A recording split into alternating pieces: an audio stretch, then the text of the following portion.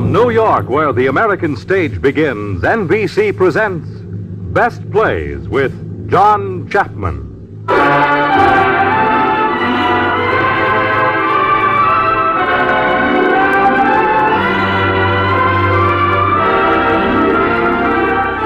Best Plays, a series of hour-length dramas based on the famous theatrical books begun by the late Burns Mantle.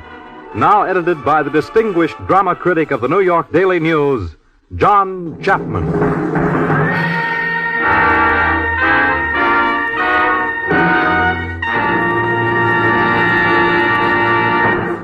Mr. Chapman.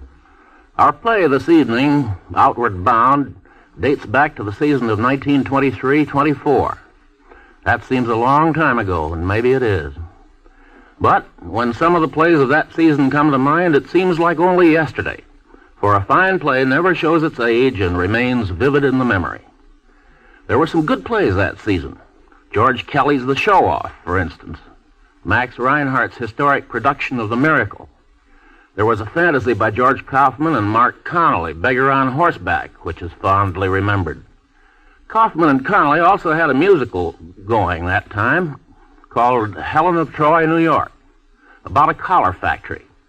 Those were the days when men wore detached collars on their shirts, and the symbol of manly beauty was the man in the arrow collar advertisements. I can remember one song from that show. I won't sing it now because I can't sing. Its refrain was, "The biggest fools that you can meet are here on 42nd Street in old New York." Well, I'm sure that the most vividly and most fondly remembered drama from that season is Sutton Vane's Outward Bound. Sutton Vane, an English actor and playwright, was named for his father, who specialized in melodramas. Outward Bound, as you will soon hear, is no melodrama, but an odd and absorbing play. Our company includes Gina Dare, Alexander Scorby, Susan Douglas, Chester Stratton, Leona Powers, and John Stanley. Imagine now, as the play begins, that we are aboard what seems to be a small ocean liner, and that in just a few moments our ship will be sailing outward bound.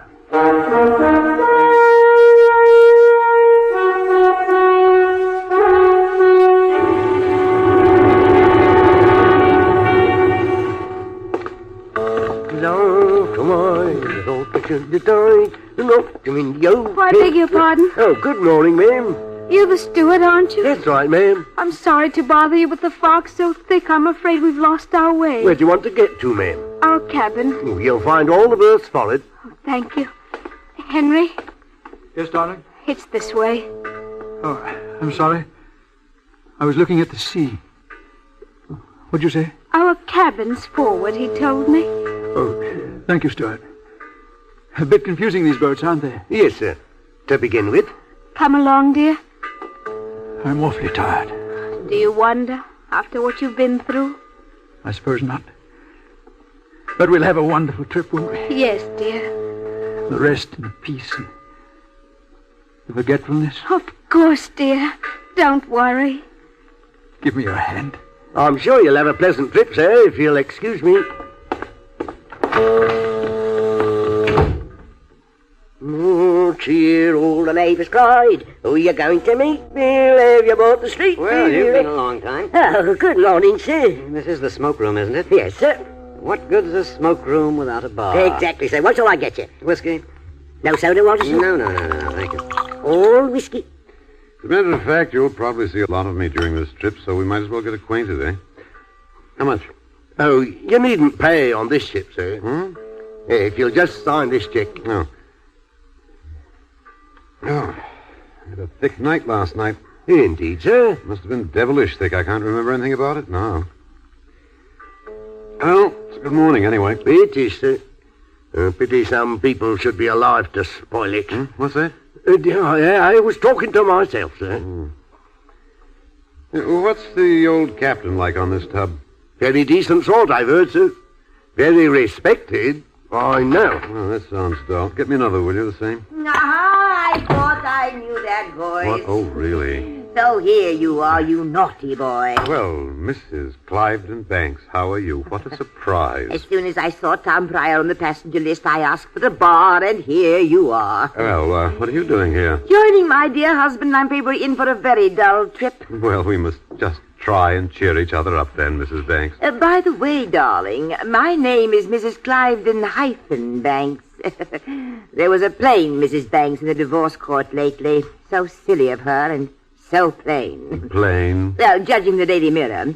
A total stranger, of course. Still, it's made me very particular about my hyphen. Not that I am ever likely to appear in a divorce court. Oh, no, of course not.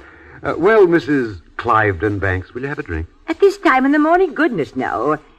Mr. Pryor, did you realize there was a clergyman on board? Oh, how convenient. Part of the ship's service, eh? Well, heavens no, a passenger. And everyone knows a clergyman is the worst possible luck at sea. Look out, speak of the devil. Good morning.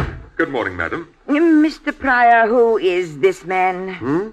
Oh, I don't know. Oh, well, never mind. Let me see now. Where was I? I'm awfully sorry to bother you, madam, but could you tell me what the date is? I had this letter and I... Are you trying to start a conversation with me?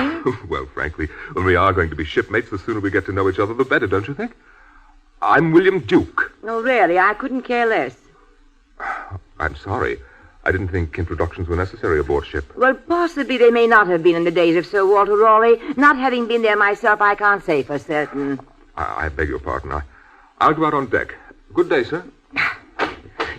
Fancy that clergyman pushing his way like that. I cut him rather neatly, don't you think? To the bone. Well, good heavens, we're besieged on all sides. Look at that.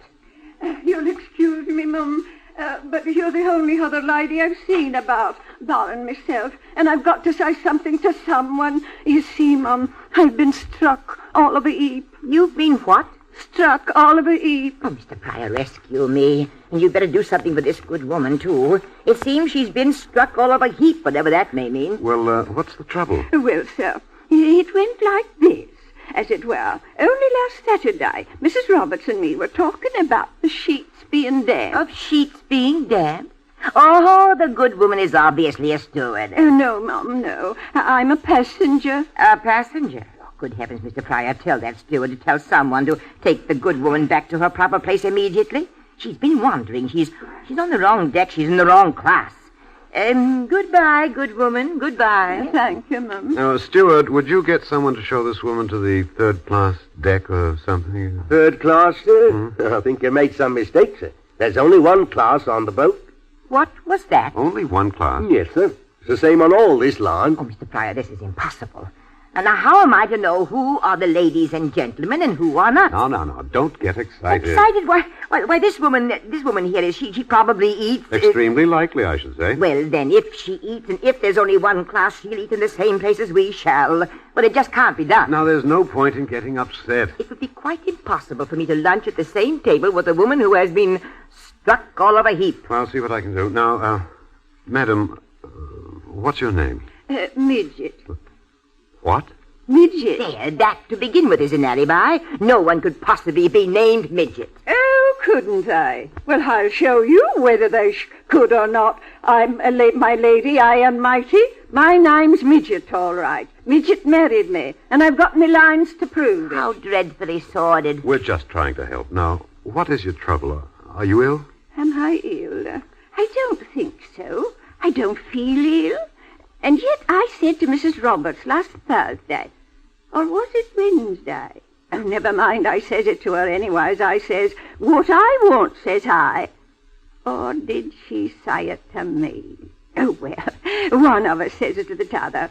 What I or you want, according to whichever one of us did say it, is a thorough holiday. And then... Oh, wait a minute. I remember now. It's all coming back. I've been come on here to meet somebody. Oh, that's it, is it? Yes, at the other end. It was our parson's idea. A thorough holiday, of course. Oh, how silly of me to forget. I'm supposed to be here to meet somebody, but I can't remember who. Perhaps that's because I ain't had anything to eat all day. The woman is obviously lightheaded. Have her removed. Steward, can you find this passenger's stewardess for her and have her put in charge? She's nervous, you see, never having been at sea. Certainly. This way, ma'am. Thank you, sir. Thank you kindly. Seems harmless enough. I suspect she's one of a gang of international crooks. Look at the way she scraped acquaintance with me. Well, I suppose that means we're sailing shortly. Oh, then I shall go up deck and wave farewell to the dear old white cliffs. I'm told that on many parts of the coast they're crumbling fast, but still, England, England, there is no country like her. Thank goodness. Why do you say that? Well, that's what other countries say. Oh? Well, come along now and protect me from the mob. No thanks. I'd far rather remain here and slip away from my native land oblivious of her disregard for me. Oh, you're a naughty boy, Tom Pryor. Still, I'll see you later.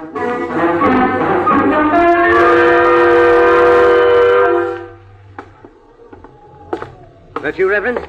I beg your pardon. It's Tom Pryor. I want to apologize. Whatever for? Oh, cutting you stone dead like that silly old woman I was with. Well, that's all right. She had some idea you were bad luck. It was ridiculous of me to play along with her, but of course I'm a very weak character. Strong of you to admit it. No, I'm easily swayed. I can't think why. Drink? I always carry emergency rations. No, thank you. That's my problem. I always agree with anyone I'm with.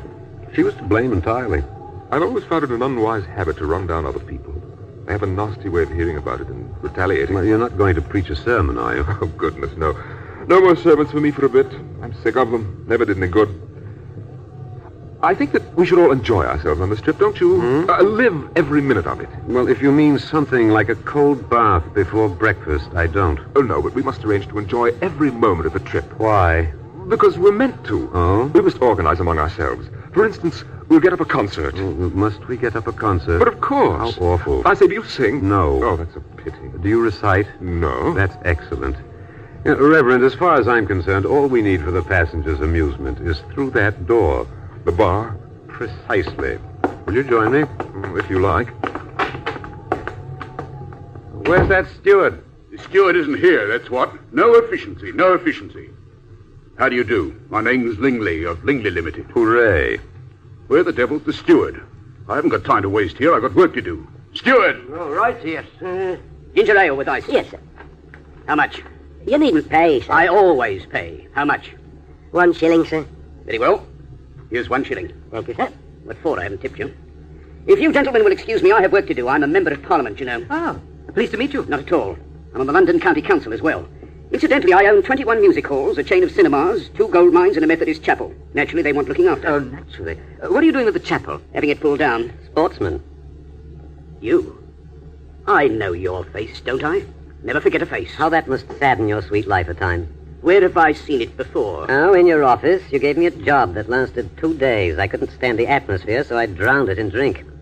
By Jove, I remember. You were sacked mechanically. Yes, you wouldn't give me a second chance. No one's ever given me a second chance. Never expect one. I shall certainly never ask for one. In my opinion, Mr. Lingley, MP, LCC, you are a pompous old idiot.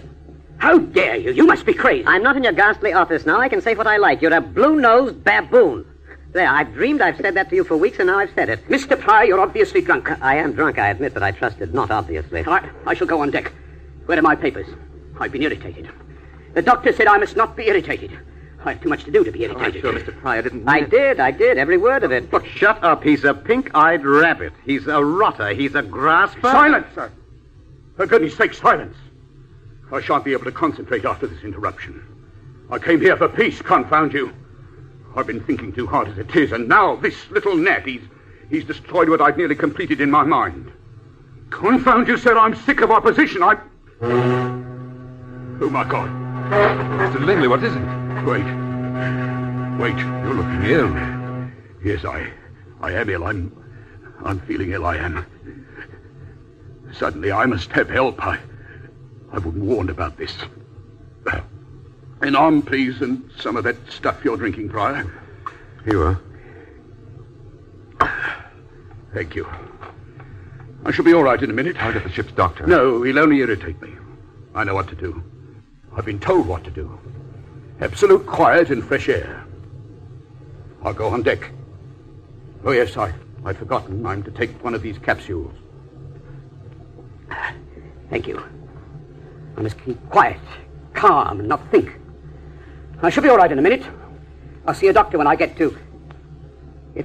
Marseilles, you said, sir? Oh, yes, of course, Marseilles. What am I going to Marseilles for? Don't worry now. No. Don't worry, that's right. I felt quite faint for the moment, Mr. Duke. Your drink has done me good. I know what I'm doing, of course. I know. Already I'm better. But where am I going to? I'm going to meet someone, but was it Aronson? Bentop? Don't look well, Mr. Lingley. Of course not. He irritated me. I shall go on deck. I don't feel well at all. I can't concentrate. I can't remember where I'm going. Reverend, what was it? I don't know. Some sort of attack. I'm going to stop him. Reverend. What? It was my fault, I suppose. Oh, no. Are you angry with me? Why should I be? You know, I think I'll have another drink. But you've had enough. You promised no sermons. Prior, drink is a terrible thing. Reverend, you're keen on group games and concerts. Drink is my hobby. Let's leave it at that. Please don't joke about it. Amen. I take drinking very seriously indeed. Well, I'll see you later, Prior. If I should see if Mr. Lingley's all right. Just a moment. What is it? Has it struck you by any chance that there's something queer about this boat? No, it hasn't. Well, it has me. How do you mean?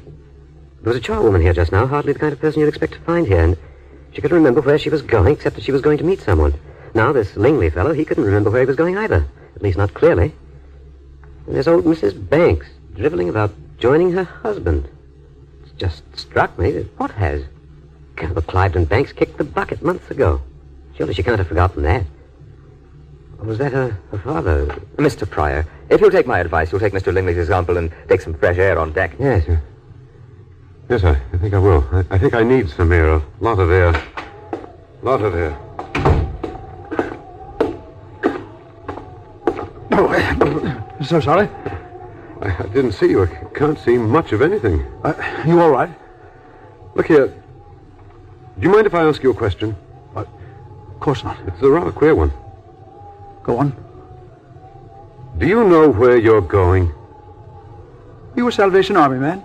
I'm quite serious. Well, of course I know where I'm going. On this boat? Certainly. Thank goodness. Thank goodness. Thank you. I'm going to get some fresh air. Who was that, Henry? I don't know. We're sailing now. Really? Almost open water. Give me your hand. Oh, hold tight to it. It's queer. Just like an ordinary sailing. Is it? You know that man just now? He asked me if I knew where I was going. Yes. Funny question, wasn't it? I don't know. Look, Anne, I'm worried. I've been thinking just now, these modern inventions doctors have... Please don't worry. They couldn't possibly call us back even now, could they, darling? Of course not. How could they? We're safe enough as long as we hold tight. It was a risk, though, wasn't it? Yes, dear. I think you were always more certain than I was. You seem to know so much more about the big things than I do. Perhaps I only pretend to. Oh, Anne. Darling, I do love you. I love you, Henry. Always. Always. I wonder how the dog is. Oh, you baby. They'll look after him, all right? I hope so. And when dogs die, what do you think happens to them? I don't know. There must be a heaven for dogs. At least I hope so. You know, it's queer. And you don't think... What? Any of these people could possibly know. Our secret? Of course they can't. Oh, I wonder if it's safe, even now. What makes you say that? And, darling, could they separate us? I'm trying so hard to remember. Suppose we've done something that isn't right. They couldn't separate us then, could they? That sort of thing is all over now, Henry. You've forgotten our secret. Oh, you know I haven't. But I remember it just before we left the flat. Our sad little flat. I forgot to turn off the gas. Of course you did, Henry. We agreed to that. That's what we agreed. They couldn't separate us for that, could they? I wish I could remember how we got here. I know we wanted for so long. Now we're here. Let's walk around the deck, Henry. All right. Hello? Hello. I didn't see you standing there. I know. Well, if you'll excuse us. Come along. I was right. Steward. Yes, sir. What's your name? Scrubby, sir. I am right, aren't I, Scrubby? Right, sir. In the head, sir. You know what I mean.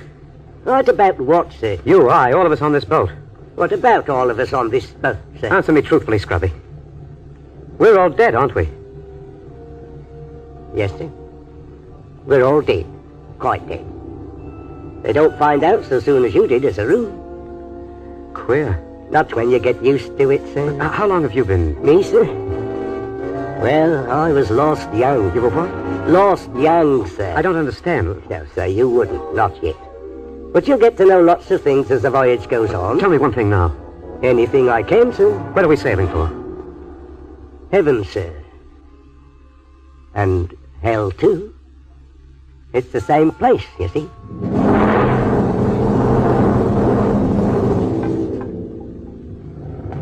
Well, Mrs. Banks, I can tell you one thing. This line can't be paying anything in dividends. There's nobody on board. Nobody who is anybody. How about that couple at dinner who sat at the corner? Girl's name is Anne, I think. Oh, that couple. Yeah. Did you like the look of them? Didn't notice. I thought there was something funny about them. Funny? Well, you know, I may be wrong, I hope I am. But that's my opinion. Not nice. Funny. Right this way, Mrs. Bridget. May I come in? Of course. It's a bit lonely on the street. Street? Out there. Oh, she means the deck. How quaint. Sit down. There. You're not nervous now, are you? Not with you, sir. You wear just the same sort of collar that our parson does. Oh, I wish I was back on Lambeth Road. Oh, impossible. Mr. Lingley, I shall squash her. Fancy her crowding in here. Mrs. Midget, I suppose you travel a great deal. Oh, yes, every day. Lambeth to the bank, and from the bank back to Lambeth. Working in the city as I did do. The city, how enthralling. Big financial interests, I presume. No, scrubbing floors, since I lost all my money. Do you know, all of you, believe me or believe me not, I once had a house of my very own. How magnificent. Oh, wasn't it? Semi-detached. Took in lodgers, you know. Made enough to make me son a gentleman anyway. Sent him to college to prove it. How romantic. Cambridge or Oxford? Perhaps I've met him. Well, Where is he now? I don't rightly know. Having become a gentleman, he naturally lost all his money. And his money was my money. I ain't seen him since. He ain't seen me, not to know me since he was a very little boy. I got me brother-in-law, he's rich, to take him over and manage things for me. Oh, he's been a good boy. Sounds it. He was, I tell you. A real gentleman, just like that Mr. Pryor. That's what gentlemen are really like. Always broke, bless him, and then having another one just to make him forget about it. Just like that Mr. Pryor. Pryor, who? Well, I like him anyway. Poor Mr. Pryor. And I hear he's always like that nowadays. A real bad lot, in fact. Where is he now, I wonder, Mr. Lingley? Sleeping it off if he's a wise man, which he isn't. Mr. Pryor. Why, Mr. Pryor, we were just talking about you. Indeed? Yes, I was saying what a steady hand. Don't waste any more of your breath than is necessary, Mrs. Cliveden Banks. Nor any of you here. I beg your pardon. You don't have to believe me if you don't want to, but it's true all the same. We're dead people. Why, Really, what Pryor? did you Why say? don't you sleep it off? I'm sober enough now. I'll walk a chalk line on the floor if you like. Oh, why doesn't someone put the young man to bed? It'd be much kinder. I'm sober, I tell you. I began to suspect it this morning before lunch. Nobody seemed to remember where they were going. I didn't remember for a minute where I was going. Then I remembered, then I got drunk. Naturally, all my life I've started to face facts by getting drunk. Look, I've been all over the ship, into the officers' quarters and everything. There's no one on board. No captain, no crew, no nothing. There's no one on board. Why, I've never heard no of one anything but the steward. But the man is losing his... And do you know where he is now? He's in the rigging. Sitting cross-legged up in the rigging. I've just seen him. Really, Price. You don't believe me, eh? I've never heard anything like this. All right. All right, whom have you seen on board ship since you sailed? Mrs. Midget, who helped you this morning? The steward. He got me a nice hot cup of tea. You, Reverend. Whom have you spoken to? Well, really, I have seen men about, of course. Have you? Have you indeed? Have you spoken to anyone? Well, you don't expect us to talk to sailors, do you, Mr. Pryor? Able-bodied though they may be. Did you see the engine room? No. I couldn't find it.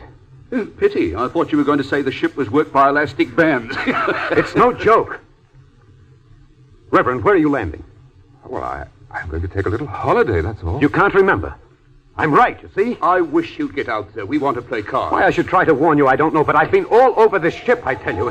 Oh, excuse me. You're just in time, the two of you. Come in. Henry, I don't think we'd better. Come in. You know. You knew this morning. Knew what? Henry, don't talk to him. He frightens me. Yes, I suppose I do. I know as well, you see.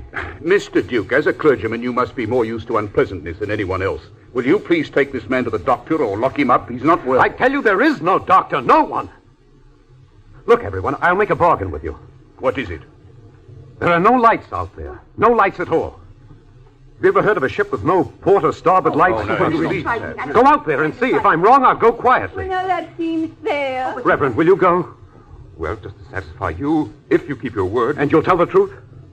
Of course. Weak. Shouldn't humor him. Don't you run the church down. Take my advice. You may want to help very badly before long. I simply ignore you, Mr. Pryor. Listen. You hear that?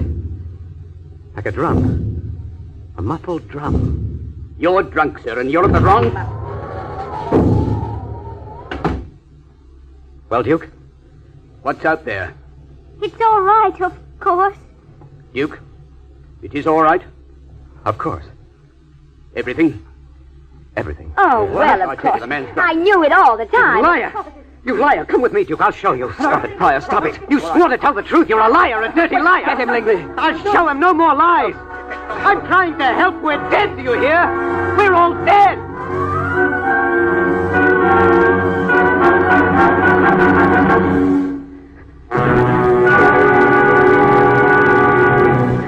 You all right, Pryor? You be quiet.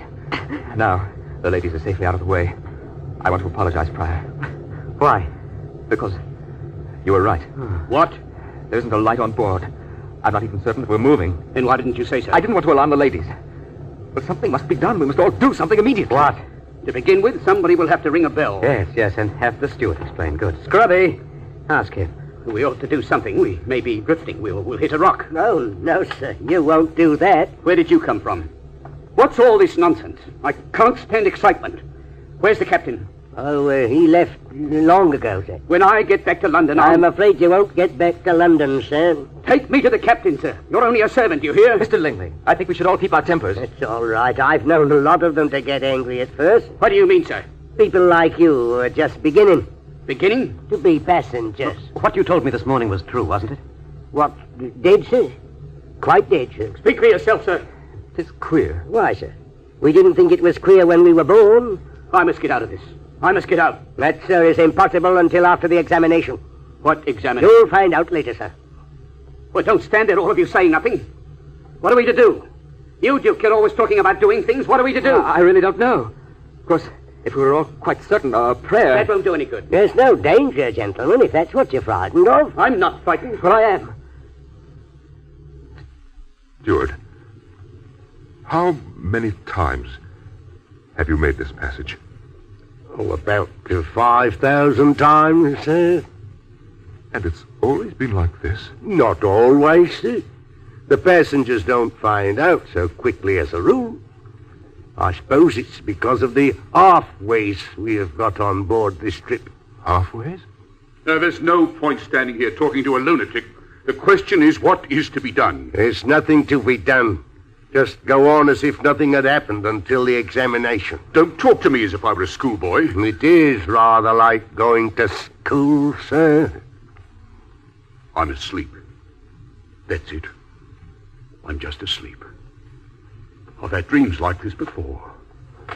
Go away, all of you. I'm Lingley of Lingley Limited. Not one of you can touch me. I turned myself into a company several years ago. Stewart, I am asleep, aren't I? Yes, sir. If you like, sir. Then I shall go away somewhere until I wake up. I'll wake up. I'll get out of this. I'd better go look after him, gentlemen, if you'll excuse me. Well. You know, I'm quite a young man, and there is such a lot of work to be done after my holiday. You still won't believe it, will you? Yeah, try some of this whiskey. No, thanks. I don't think I will, if you'll excuse me, in case we meet anyone. It's a great chance for you, isn't it? Professional advancement, I mean. If you'll excuse me, gentlemen, my wife, she's out there. You knew, didn't you? You knew all along. I knew nothing. I know nothing now. Good night. Anne. What is it? Anne, come here. I'm with you, Henry. Listen, darling. They know we're dead. They found out our secret. I know. What will they do to us? They won't separate us, will they?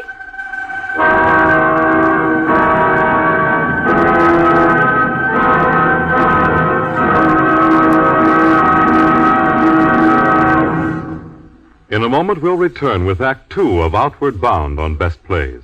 This is NBC, the national broadcasting company.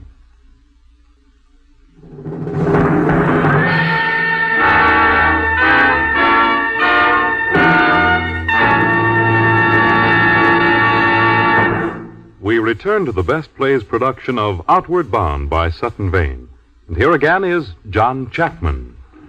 This is the story of a strange voyage and of an extraordinary company of shipmates who suddenly discover that their mysterious vessel is bearing them to the land of death, across the black waters, perhaps, of the River Styx, outward bound.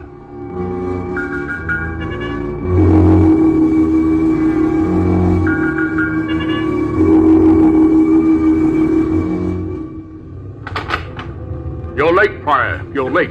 You're all late. Late for what? The meeting. Where's Duke? On deck. Might interest you to know we've just sighted land. You mean land? Really land? Yes, we've just sighted hell. It looks like quite a nice place from here. The Reverend has arranged a sweepstakes on the exact time it'll take us to get in. You know, he suddenly developed a sense of humor. Where is everybody? Oh, getting nervous, Lingley of Lingley Limited? Oh, be quiet. You have enough chairs, sir? Yes, indeed. Here's a half-crown for your trouble. Thank you, sir. What's the object of this meeting, anyway? Well, as a businessman, I've called it to talk things over. You would. You think that a good report and complete minutes would impress the examiner. Of course, you'll be the chairman. Naturally, I seem to be the only one qualified. Pryor, when I was a boy... Were you ever a boy? When I was a boy, I made my motto, try and rely on yourself. At 37, I made it rely on yourself. And at 47, rely on yourself absolutely. Because then if you fail, all your friends will only say it serves you right. No, had you any friends at 47? Oh, I'm so sorry to be late. Dear me. Mrs. Cliveden Banks. Oh, is this chair for me? Why, thank you. Well, perhaps we'd better start. Hello, Tom. Hello, Lingley. Hello, Banky. Banky? Oh, yes, we're all dead, and I can be quite natural. We can all do as we like now. Pryor, have you heard this one? I've been dying to spring this one for ages. There was a young girl from Hong Kong. Oh, I know that Yes, one. I overheard one of my choir boys reciting it in the vestry. Suppose your bishop heard you. Impossible, I'm dead. Is this the meeting house? Well, now that we're all here, we better begin. Ladies and gentlemen. Here. Be quiet. I was only thanking him for the compliment. Ladies and gentlemen, I am a businessman. Quite. I have never done anything in my life without a reason. Oh, quite. I believe we should draw up a balance sheet. Quite. Now, if I may say so... Certainly, go right ahead. Sir, Order, please, order. I'll have whiskey and soda. Quite. Quite what? Well, I really don't know. Just quite. Really, gentlemen, if I'm interrupted again, I shall say no more. Here. Look here, all of you. The only question is, are we dead or not? That is what I call this meeting to decide, Mr. Pryor. I don't care one way or the other. You wouldn't. Mrs. Midget, do you think you're dead or do you not? Ladies and gents, all I want to know is this. If it has happened, it would greatly please me to know that I've been done proper. I beg your pardon? Oh, you know, the street, the neighbours, the sherry wine and cake and flowers. This is beside the point. Do you think you're dead or do you not? Oh, I leave it entirely up to you, sir. I take it in favor of the motion. Any objections? The motion is carried. Now, the next thing to decide is how to meet and talk to the examiner. You mean we want to get out of it if we can? If we can. And if we can't, well, this examiner's bound to be a hard, stern businessman. In which case, I suggest that I am the best one fitted to deal with him. Suppose he isn't anything like that. Suppose he is really the examiner. Why not ask Scrubby? Scrubby? You want me, sir? Steward, this examiner, what kind of a person is he? Well, I can't say. I don't know. It all depends. Exactly how should we approach him? Well, I've been asked that question nearly 5,000 times, sir. And I always say it's better to leave the approach to him. What's he like, Scrubby? He's the wind and the skies and the earth, sir. He knows the furthest eddy of the eye tied up to the remotest cove. He knows the simpleness of beauty and the evilest thoughts of the human mind. He'll know all your evil thoughts. You'll excuse me now, please. A seagull has just fallen on the deck. I'm afraid it's broken its wing. If so, I must try and mend it. Well, we've got to stick together. We've got to find some rational, business-like way of approaching him, and I suggest you leave it all in my hands. Mr. Lingley, you can rely on me for one piece of information. Oh, thank you very much. I now entirely agree with Mr. Pryor for calling you a pompous old idiot. What? Just because I'm trying to do my duty? Your duty? You're rubbish. You're doing it because you're in a blue funk, and I don't blame you. I'm in a blue funk, too, but not so much as to make an utter ass of myself by trying to get out of this with balance sheets and board meetings. You want to try and impress this examiner with your cleverness, your business importance, your supposed interest in your fellow creatures. You're hoping to save your own skin that way, and I think it's pretty rotten. Oh, your reverence. Haven't you got just one word of help? Yes, what are you going to do, Duke, when the examiner comes? Well, I've been trying to look into myself, trying to weigh my past thoughtfully and humbly and seek out all the faults and try not to excuse them. I'm going to pray to be able to make one more prayer. But for myself, I'm not fit to pray for others. You won't pray for us, sir? No, I can't. We're just shipmates, you and I, trying to help one another. I'm not a captain any longer. I cannot pray for others. Perhaps the realization of that is the beginning of my punishment. I have lost my job. I don't suppose it was worth much anyway. It is the most glorious job in the world. I suppose a man never knows he's incompetent till he's sacked. I can't understand that I ought to. It was my job, but I can't. It's heartbreaking. Oh, give me a cigarette, Pryor. Well, let's get down to hard facts. I suggest... Too late. Didn't you hear? What? What? The siren. I didn't hear anything. I didn't hear anything. No, Pryor. I didn't, but...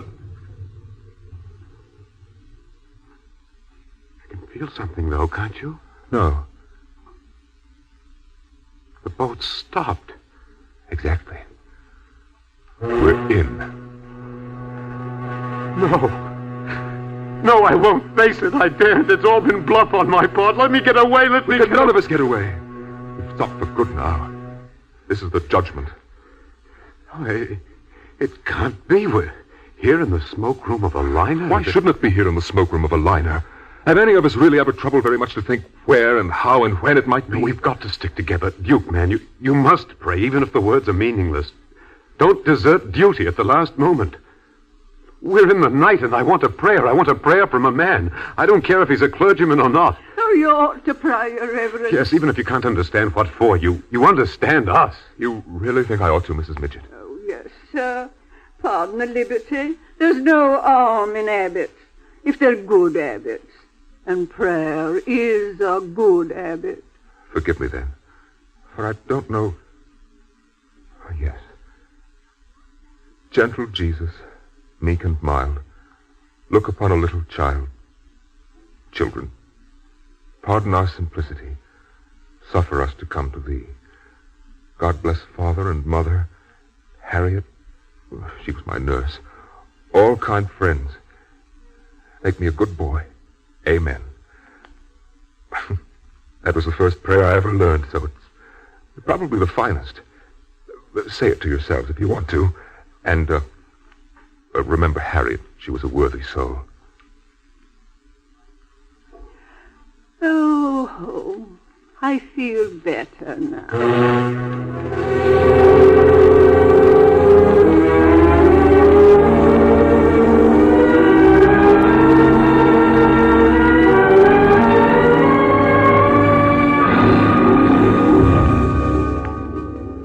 We're in, ladies and gentlemen, we're in. Yes, we know. The examiner's just coming on board. He's cut us alongside, and he'll be with you in a second. There he is. Well, hadn't we better stand up, all of us, Mr. Lingley? What? Yes, of course. Everybody up. The examiner. Duke, quiet. Hello! Hello! Hello there! I say, where's everyone? Where are you, Duke? Ah, there you are, Duke, my boy. Well, how are you? But it's old Grease Spot. Of course it is. Greasier than ever. Oh, this climate. Oh, glad to see you after all this time. Good to see you. Have a good passage? You're looking fit? Oh, Grease Spot. Thompson. Saw your name on the passenger list, so I hurried down to meet you. I've been up country. Oh, thank you. Well, how's everybody? How's Ferguson? They've made him a bishop. Oh, they would. What's ever become of Maltby with the red hair and the spectacles? Thompson, I'm delighted to see you and everything, of course, and dying to tell you everything afterwards, but can't you realize how at the moment we are terribly worried? Worried? Worried about what? The examiner. Oh, don't worry about that. I'm the examiner. You are? Well, I'm one of them anyway. You're under my orders now. I've fixed up lodgings for you, Duke. They're not much for your fee, and it's near your work, right in the center of the parish. So you couldn't do better, really. Work? Thompson, you don't mean I haven't lost my job after all. Of course you haven't. You haven't started yet. You're just beginning. Not lost my job. Thank you, God. I'll work harder now, I swear I will. Did you hear, everybody? I haven't lost my job. There, my boy. It's quite all right now. I'm glad to see they know each other so well, but what about us? This might be a suitable moment to approach him. Sir, my name is Lingley, of Lingley. Go away. I thought this might be a good moment Will you please go away? Now, Duke, feeling better now? It means such a lot to me, you know. Oh, perfect then. You might as well start by helping me with this bunch. It won't take long, and we can get on shore for dinner. All right, Scrubby, line them up outside. I'll take them one at a time.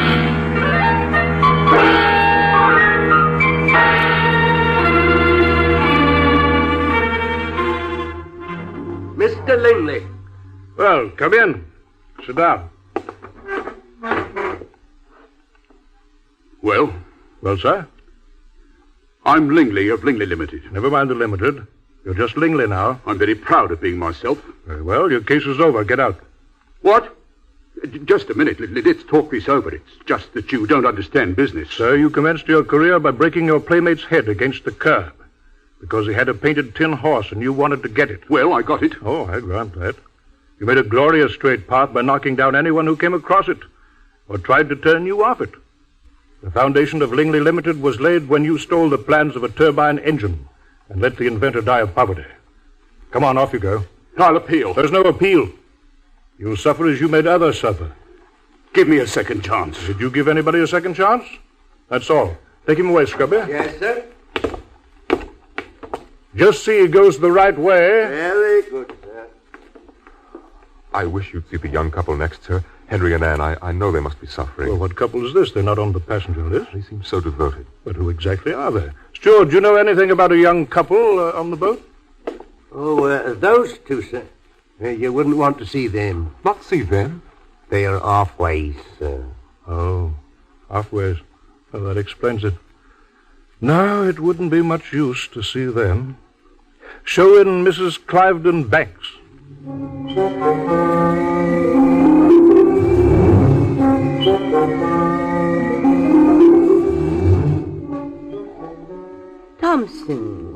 Thompson. Surely not one of the Berkshire Thompsons. Not that I'm aware of. What a pity. My great-great-grandfather was a Berkshire Thompson. My great-great-grandfather was hanged for horse thieving. Very how quaint. You play golf? I play indifferently. I think all men ought to play golf. It keeps them away from home. My husband, Colonel Cliveden Banks, is quite an expert, I believe. Oh, yes, Bunny's quite hot stuff. I was having a round with Bunny not long ago. But I don't understand. Is he here? He's waiting for you. No. How did he get here? Poor old Bunny died a couple of months ago. Benjamin and I are both dead, then? Quite dead. That makes the marriage null and void. Your marriage is only just beginning. Oh, how droll you are. You'll find everything most comfortable ashore. Valet, servants all your own. And your husband waiting with outstretched arms. How ghastly. What right has he got to pop up again after all this time? Every right. We're glad to have him here. Your husband is a very useful man. Oh, how well I know that phrase. It's always been used of Bunny in every new office and every new job. Later, he invariably got sacked. And you know why? Because of his wife's malicious tongue. How dare you? He was a devoted husband. Look what he gave you. And what did you give in return? Nothing. But he looked so funny. The only funny thing about him is that he wants to see you. Why he should want to see you is beyond me, but he does, and he's going to. Oh, what shall I be exactly? You'll be his wife. In time, you'll learn to be a good wife. No, I refuse. You can't Absolutely. refuse. I won't do it. I won't. And why not? He knows. Ask him. It was his eyes, that look in his eyes. You know I couldn't face them anymore. Yes, you never could look him in the eyes. But remember, Mrs. Cliveden Banks, it won't be Bunny who will know now. It'll be you and I and the servants. And everybody except Bunny. You'll have forgotten. Servants, you said? Well, I suppose it might be worse. I'll go. Of course you will. For his sake. Yes, I see. It is my duty. Ah, duty. Such a compelling thing. Perhaps you'll both come and dine with the Colonel and me one night. Goodbye, Mr. Tompkins. You swine.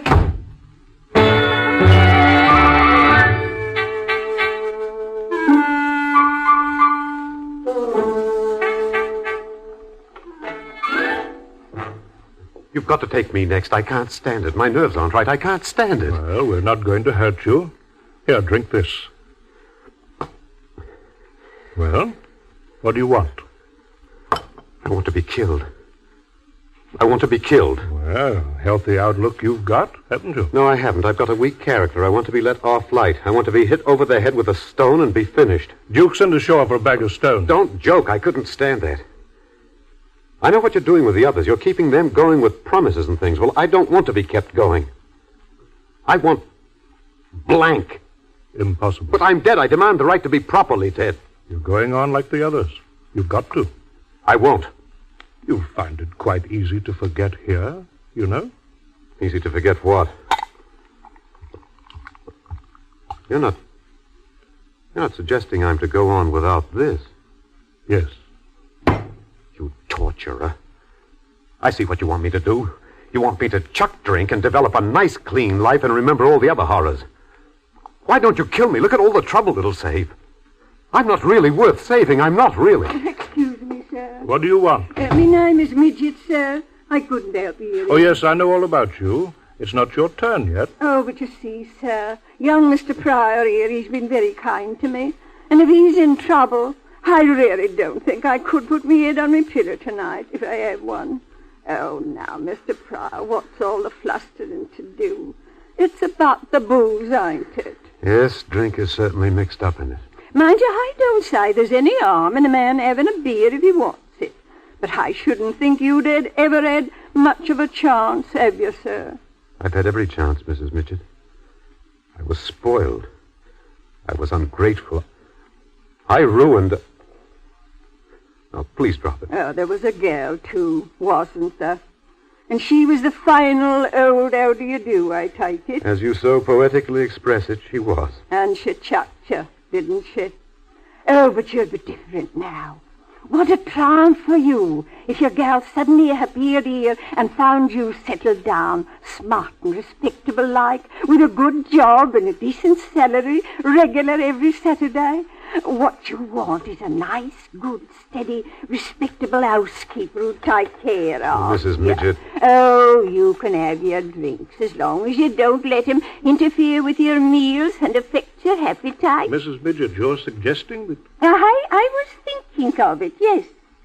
it would mean going back to the slums. And what's the matter with the slums? They're all right. I won't listen to the idea. Oh, you can give me a week's notice.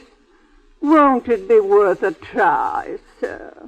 Look, please don't keep on calling me sir. I'm not a gentleman, really. Aren't you, sir? No, I'm not. If I were, I shouldn't be hesitating as I am. Mr. Examiner, you helped me. You must be experienced in making decisions. No, my boy.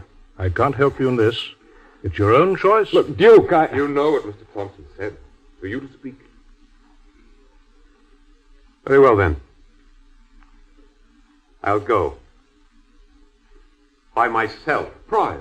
I'm not worth bothering about. And in those very words, you proved you are. Because you really mean them.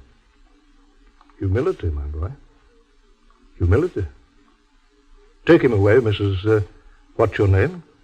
And do the best you can. Wait, I haven't finished my drink. Your drink, sir? All right. All right. I'm going. Just a moment, ma'am. Oh, you'll be waiting for me. That's all right, Mrs. Pryor. You're a good mother.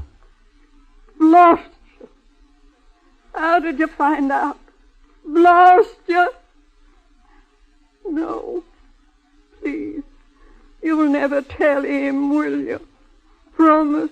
You'll never let him know. I promise.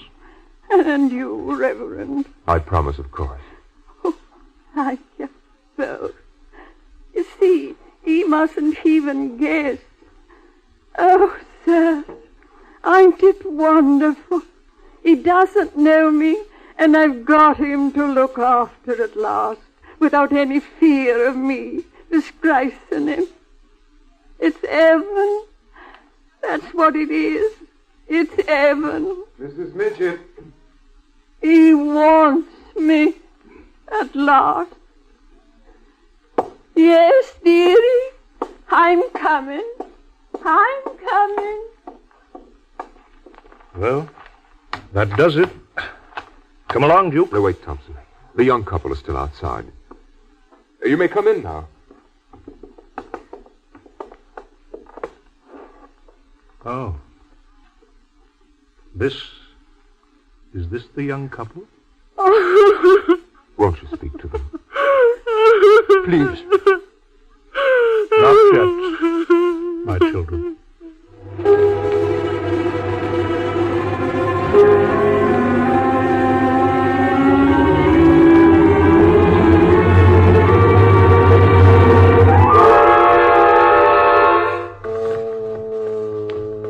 Henry, where are you? Henry! Here I am. Oh, we've sailed again. Yes, darling. Why have we both been left behind? I don't know. Where does it mean we're going? I don't like the sea. Oh, we should keep close. Terribly close. And why weren't we judged? I don't know. Why did you leave me? Shh. I thought I heard a dog bark. Something seemed to touch my hand. Listen. You hear the noise of that glass? Glass breaking. Do you hear it? No, dear. Where are we going to now? Oh, I can't think. Ever since we left the harbor, I've felt bound for some place I know. And I feel a breeze.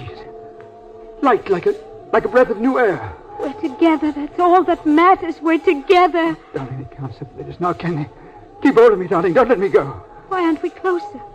I thought we would be when we were dead. Oh, suppose after all we were wrong. Wrong? What was that? Anne! Oh, it's the steward. Good evening, ma'am. Good evening, sir. Anne, I heard it. The dog is barking. Oh, don't be silly. What dog? Listen, I heard it, Anne. I heard it. Be close to him, miss, if you'll take my advice. Where are we going? We just go on like this, forwards and backwards, backwards and forwards. It happens to all halfways like we are. Halfways? We are the people who ought to have had more courage. For what? To face life. Do you remember how you became a halfway? Oh, now I've been allowed to forget. I hope you'll be allowed to forget. It would be too cruel if they didn't let you forget in time that you killed yourself. And I remember. We thought we'd forget. And that we'd be so happy forever. But now it's all over. We've killed ourselves, but we're not happy. Why did you do it? We weren't married. He had a wife. Oh, and we should have waited. Yes. Scrubby, you don't know the agony we've been through. The way people talk, the things they've said. And now, you see, we have to remember. The last thing I saw was Jock's face against the window. Oh, poor dog, poor Jock. Oh, if we were only given back a little time to try again. It's too late now. No, there must be a way out. Let me think. The air's fresher outside. If I could only think. Don't let him go too far, madam. Call him now. Henry, don't go too far away. No, dear. Scrubby, why aren't people kinder to each other? Being unkind comes more naturally to most people, I'm afraid. Are you very lonely, Scrubby? Oh, no, ma'am, not on the whole. You'll find lots of new friends, ma'am. The birds come on board occasionally, and there's the sea. Call him again. Call him why? He won't be far from me. Call him. Henry? Henry? Henry? He's gone. Henry! He lives again. Live? The dog, ma'am, outside the window. Perhaps he broke through and let in the fresh air. Oh, he wouldn't leave me alone. Couldn't help himself, ma'am. Oh, we've been dead a week. A week, a century, there's no time here. He's gone back, ma'am. Then I'll go too. That's impossible. Henry? Impossible. Henry, where are you? It's Anne. Where are you? Henry, don't leave me alone. Henry, you can't. I love you. Henry, don't leave me alone. Henry. Quick, darling, quickly. There's only a second or two. I've come to fetch you home. Are you ready? Yes, I'm ready. Oh, we've got such a lot to do and so little time to do it. Quickly, darling, quickly. We're going to live again, Anne. Breathe deeply. Ah, the air's fresh. We're going to live again. And we're going to live.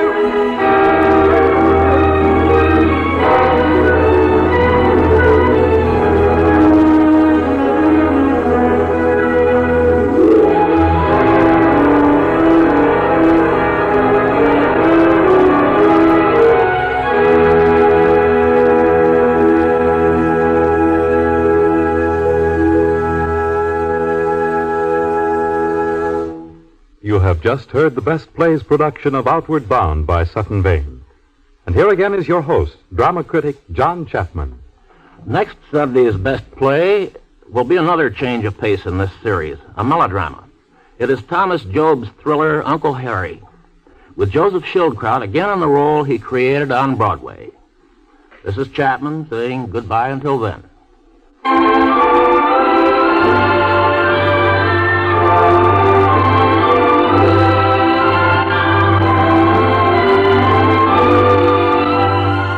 Outward Bound was adapted for radio by Ernest Kenoy. Featured in tonight's cast were Gina Dare as Mrs. Midget, Alexander Scorby as Tom Pryor, Chester Stratton as Henry, Susan Douglas as Anne, Leona Powers as Mrs. Cliveden Banks, John Stanley as Mr. Lingley, Norman Rose as the Reverend William Duke, Wendell Holmes as the Reverend Dr. Thompson, and William Podmore as Scrubby the Steward. Best Plays is an NBC production supervised by William Welch and directed by Edward King. This is Fred Collins speaking. And tonight, be sure to hear the American Forum of the Air on NBC.